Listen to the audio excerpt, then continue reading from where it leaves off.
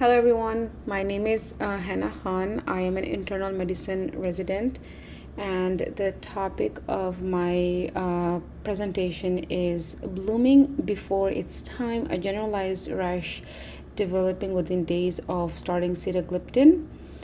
Sitagliptin belongs to DPP4 inhibitor, which is a class of anti-diabetic regimen which helps in glucose regulation and lowers the blood glucose levels.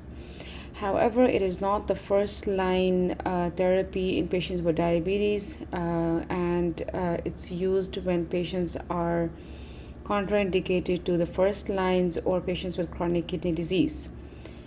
Among the DPP4 inhibitors, especially the sitagliptin, it has established side effects, and the dermatological side effects is going to be the bullous pemphigoid, Stevenson-Johnson syndrome, toxic epidermal necrolysis within months of initiation. My case is a little different and rare in a way that our patient had presented with a generalized rash within days of starting sitagliptin. And that was the unique part about our case. So the case is a 46-year-old Caucasian female with a past medical history of uncontrolled diabetes mellitus type 2, class 3 obesity, presented to our clinic for follow-up of HbA1c. Her HbA1c was around 7.3 last time, and her current medications were metformin 500 milligram twice a day and glipizide 10 milligram. She was due for her HbA1c, which was, when was done that day, was elevated to 8.3, and hence the decision was taken to add another anti-diabetic regimen, which was the sitagliptin 10 milligram. Within 72 hours of sitagliptin intake, the patient developed a pruritic maculopapular rash on her arms, and she abruptly had to stop the drug. And when she called the office, when she came back to the office after 5-6 days, she was given, the rash persisted, and she was given prednisone for 5 days, which ultimately resolved her rash.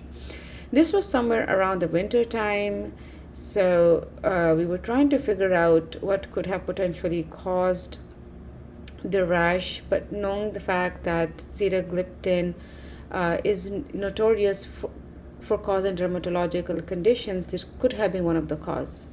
The discussion point over here would be that fixed drug reaction is a delayed hypersensitivity reaction that is mediated by CD8 plus T cells, in which the causative drug is going to act as a heptin and induce the sensitization and development of the CD8 T cells that is activated on re-exposure to offending agent. Could be that this patient was previously exposed to something similar that may have activated the immune system.